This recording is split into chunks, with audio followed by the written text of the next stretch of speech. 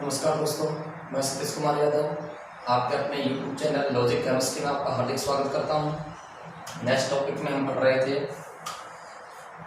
ठोसों की द्रव्य विलेयता और इसमें प्रभावित करने वाले कारक। बहुत सारे कारक हैं जो ठोसों की द्रव्य विलेयता को प्रभावित करते हैं। इसमें हम पहला पढ़ रहे थे प्रकृति, विलेय विलायक की प्रकृति, और दूसरा हमारे पास है ताप का प्रभाव। देखो, बात करें ठोसों की तो ठोस हैं वो दो प्रकार के होते हैं, एक ऊष्माक्षेपी होते हैं और एक ऊष्माशोषी।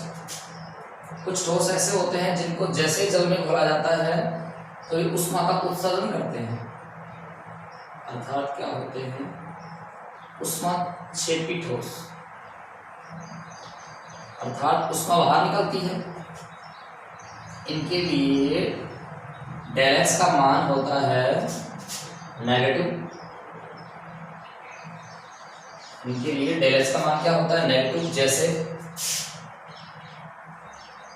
Calcium oxide, sodium hydroxide.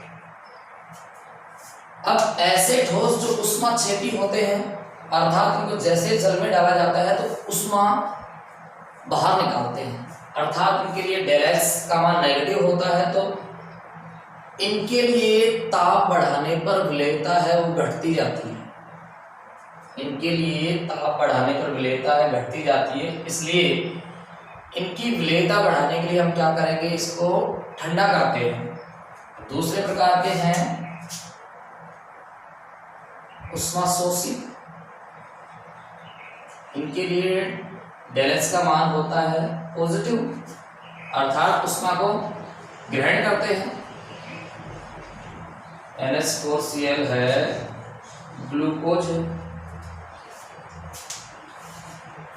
तो ऐसे ठोसों की विलेयता बढ़ाने के लिए हम क्या करते हैं, ताप को बढ़ाते हैं, क्योंकि ये क्या है, ऊष्माशोषी होते हैं। इस प्रकार से हम कह सकते हैं कि ऊष्माक्षेपी ठोसों के लिए तो ताप है वो घटाया जाता है, जबकि ऊष्माशोषी ठोसों के लिए ताप है वो बढ़ाया जाता है। डेल्टा के मान के बारे में हम जानते हैं किस प्रकार से नेगेटिव होता है, किस प्रकार से पॉजिटिव होता है। अब यहाँ एक विशेष बात आती है कि एक लवण होता है जो ग्लूबर लवण कहलाता है।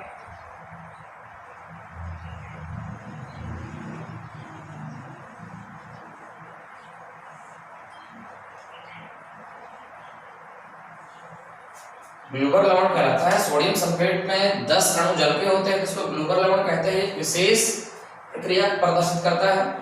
32.4 डिग्री सेल्सियस तक ताप बढ़ाने पर इसकी विलेयता बढ़ दी जाती है, लेकिन जैसे ही 32.4 डिग्री से ऊपर जाता है तो इसकी विलेयता घट जाती है। उसका कारण क्या है, क्योंकि 32.4 डिग्री पर इसका जो क्रिस्टल जल है वो बाहर निकल जाता है, अर्थात ये निर्जलीय हो जाता है, और निर्जलीय होने के कारण इसकी विलेयता है वो 32.4 डिग्री सेल्सियस पर घट जाती है। अब पढ़ेंगे, नेक्स्ट है दाब का प्रभाव। देखो बेटा, हम पढ़ रहे हैं ठोसों की द्रव्य विलेयता, और यहाँ विलेय के रूप में हमारे पास क्या है, ठोस है। और ठोसों की जो प्रकृति होती है, यहाँ क्रिस्टलीय ठोस होते हैं, संरचना वो क्रिस्टलीय होती है, जिस पर दाब का प्रभाव नहीं होता है। इसलिए ठोसों की द्रव्य विलेयता है उसको किसी भी प्रकार से दाब प्रभावित नहीं करता। ठीक है दोस्तों, दाब प्रभावित नहीं करता। अब बात करेंगे गैसों की द्रव्य विलेयता, अर्थात यहाँ विलेय है वो गैस है,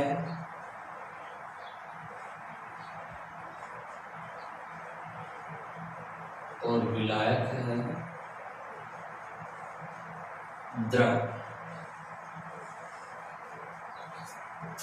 बेटा, हम जानते हैं कि बहुत सारे जो जलीय जीव हैं, जो जल में अपना जीवन यापन करते हैं और श्वसन के रूप में ऑक्सीजन का प्रयोग करते हैं, और वो जल में घुली हुई घुलित ऑक्सीजन का उपयोग करते हैं। तो उस जलीय विलयन में हम कह सकते हैं विलेय तो क्या है, गैस है, और विलायक क्या है, द्रव है। इसकी डेफिनेशन की हम बात करें तो निश्चित ताप पर या अपन कहें हाँ निश्चित टेम्परेचर लेवल, निश्चित ताप पर किसी निश्चित आयतन में घुली हुई, किसी निश्चित द्रव्य आयतन, किसी निश्चित द्रव्य आयतन में घुली हुई विलेय के रूप में गैस की जो अधिकतम मात्रा है उसको हम गैसों की द्रव में विलेयता कहते हैं। दोबारा सुनिए बेटा डेफिनेशन, निश्चित ताप पर निश्चित आयतन के द्रव्य विलयन में घुली हुई गैस की विलेय के रूप में अधिकतम जो मात्रा है उसको हम कहते हैं गैसों की द्रव में विलेयता। और जो गैसों की द्रव में विलेयता है वो अवशोषण गुणांक अल्फा पर निर्भर करती है। जो अवशोषण गुणांक है वो क्या है बेटा, स्थिर ताप का, अर्थात टेम्परेचर क्या है, स्थिर है, वह एक वायुमंडलीय दाब पर किसी द्रव विलायक के एक इकाई आयतन में घुली हुई गैस की मात्रा एनटीपी पर, नॉर्मल टेम्परेचर एंड प्रेशर पर गैस का जो आयतन है उसको हम अवशोषण गुणांक कहते हैं। और अवशोषण गुणांक के आधार पर गैसों की द्रव में विलेयता होती है। और यदि हम बात करें इस अवशोषण गुणांक की, तो जल में इन गैसों की जो विलेयता है वो इस प्रकार से होती है अवशोषण गुणांक के आधार पर। HCl, SO2, H2S, CO2, C2H2, O2, N2। इसको हम ये भी समझ सकते हैं कि ये सबसे अधिक ध्रुवीय है, इसलिए यह ध्रुवीय विलायकों में सबसे अधिक विलेय होता है। अर्थात बात करेंगे अवशोषण गुणांक की, हम यहाँ पढ़ रहे हैं अवशोषण गुणांक स्थिर ताप पर व एक वायुमंडलीय दाब पर किसी द्रव विलायक के एक इकाई आयतन में घुली हुई गैस की अधिकतम मात्रा, वो भी किस पर भाई, एनटीपी पर, नॉर्मल टेम्परेचर एंड प्रेशर पर जो होती है वो अवशोषण गुणांक अल्फा कहलाता है। और अवशोषण गुणांक के आधार पर जो गैसों की जल में जो विलेयता है इस प्रकार से होती है। HCl सबसे अधिक है, SO2 से कम है, H2S है उससे कम है, CO2 उससे कम है और C2H2 उससे कम है, ऑक्सीजन उससे कम है, सबसे कम नाइट्रोजन है। अब गैसों की द्रव में विलेयता को प्रभावित करने वाले कारक हैं, जिसमें सबसे पहले हम पढ़ेंगे गैसों की प्रकृति।